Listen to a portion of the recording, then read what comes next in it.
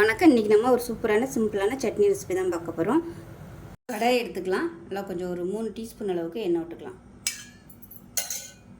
இப்போ எண்ணெய் லேசாக சூடாக ஆரம்பிக்கும் போது மெஷரிங் கப்பில் ஒரு 1/2 கப் அளவுக்கு கடலைப்பருப்பு சேர்த்துக்கலாம். அது நல்லா வறுத்துக்கலாம், கருக விட்டுறக்கூடாது. இப்போ இது கூடவே வரமிளகாயும் சேர்த்துக்கலாம்.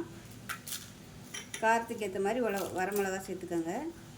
நான் வந்து ஒரு 8லேருந்து ஒரு 10 வரமிளகாய் சேர்த்துருக்கேன். நீல மிளகாயும் சேர்த்துருக்கேன், குண்டு மிளகாயும் சேர்த்துருக்கேன். இந்த கடலைப்பருப்பு கருகுச்சுன்னா டேஸ்ட்டு மாறிடும். இது கூடவே புளி கொஞ்சமாக சேர்த்துக்கலாம். ஒரு 3 பல் பூண்டும் சேர்த்துக்கலாம். இப்போ இதில் கொஞ்சமாக கருவேப்பிலை சேர்த்துக்கலாம். இப்போ கடலைப்பருப்பு நல்லா வறுபட்டு அதோட வாசனை நல்லா வரும். அந்த ஸ்டேஜ் வரைக்கும் வறுக்கணும். இப்போ இதில் வந்து ஒரு 1/4 கப் அளவுக்கு துருவன தேங்காய் சேர்த்துக்கலாம். சேர்த்துட்டு நல்லா ஒரு பரட்டி விட்டுக்கலாம். இந்த மாதிரி கடலைப்பருப்பு வறுக்கணும்னா தான் சட்னி நல்லா வாசமாக இருக்கும். கருகிருச்சுன்னா டேஸ்ட் வந்து அப்படியே மாறி போயிடும். சட்னியும் ஒரு எல்லோ கலரில் கிடைக்காது. அவ்வளோதான், நல்லா பரட்டியாச்சு. இதை அமர்த்திட்டு ஆற விட்டுட்டு நைஸாக அரைச்சிக்கலாம். உப்பு கொஞ்சம் சேர்த்துக்கலாம்.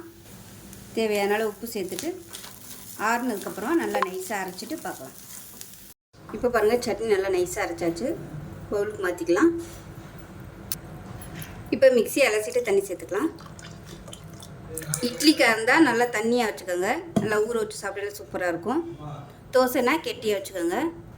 இப்போ எப்பயும் போல் கடுகு, உளுந்து, வரமிளகா, கருவேப்பிலை, பெருங்காயம் தாளிச்சதை கொட்டிக்கலாம். அவ்வளோதான், ரொம்ப சிம்பிளான சட்னி ரெடி ஆயிடுச்சு. டேஸ்ட் அட்டகாசமாக இருக்கும். செஞ்சு பாருங்கள். செஞ்சு பார்த்துட்டு எப்படி இருந்துச்சுங்கிறத சொல்லுங்கள். வீடியோ பிடிச்சினா லைக் பண்ணுங்கள், கமெண்ட் பண்ணுங்கள், சேனலை சப்ஸ்கிரைப் பண்ணுங்கள், பக்கத்தில் பெல் பட்டனையும் ப்ரெஸ் பண்ணுங்கள். நன்றி.